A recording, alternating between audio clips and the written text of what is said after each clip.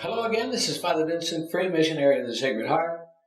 I'm coming to you to reflect again on Father Chevalier's understanding and practice of prayer.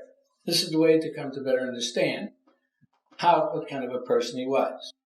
And one of the things that Father Chevalier did that's most revelatory, he was quoted someone, and I can't remember who, but he quoted someone that said this: prayer or worship is like putting an iron into a fire. And we put iron into a fire, what it does is it takes on the nature of fire. It becomes red, it glows, it emits light and heat. And prayer is meant to transform us into what God had in mind when he made us, to transform us into the very likeness of the image of God, to deify us.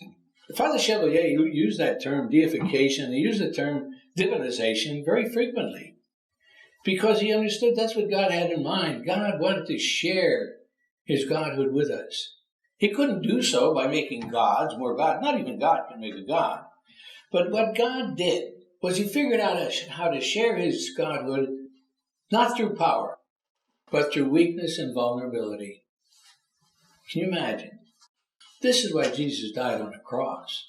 This is why this was his act of glory. This is how he transforms us from being all wrapped up in self to be freed from self, liberated, and empowered to overcome evil.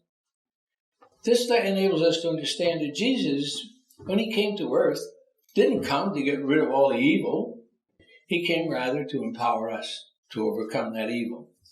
And so, what happens then when we pray?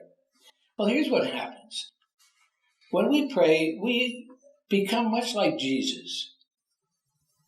We become confident. We are not, bothered by misgivings.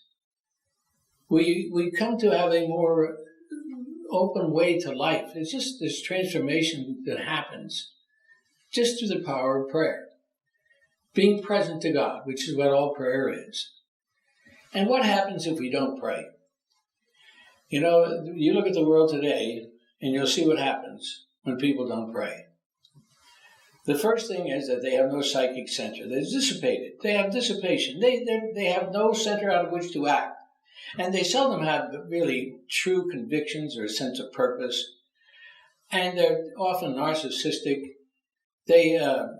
It's dreadful what's going on. In fact, one of the most disturbing statistics I've come across is that 33% of our young people are in depression.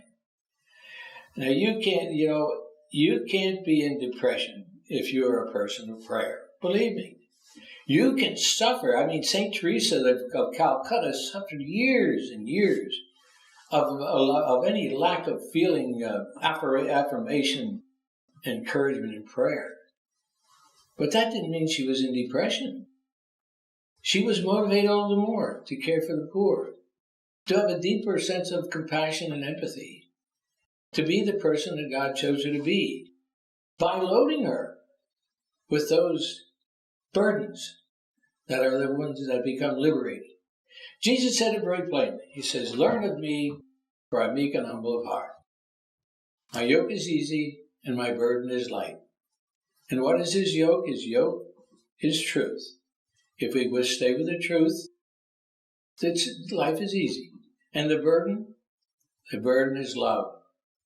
Remember the story? The young boy comes to Father Flanagan at Boys Town, and he's carrying his brother on piggyback. And when he comes up to Father Flanagan, he looks up to him and he says, "He ain't heavy, Father. He's my brother." Wow. The burden is easy. The yoke is easy rather, and the burden is light. That prayer brings us to these kinds of understanding of God's great revelation, what he has revealed to the merest children and hidden from the clever and wise. You'll find that out mostly, and you'll be transformed mostly in your hours of prayer, as was Father Chevalier.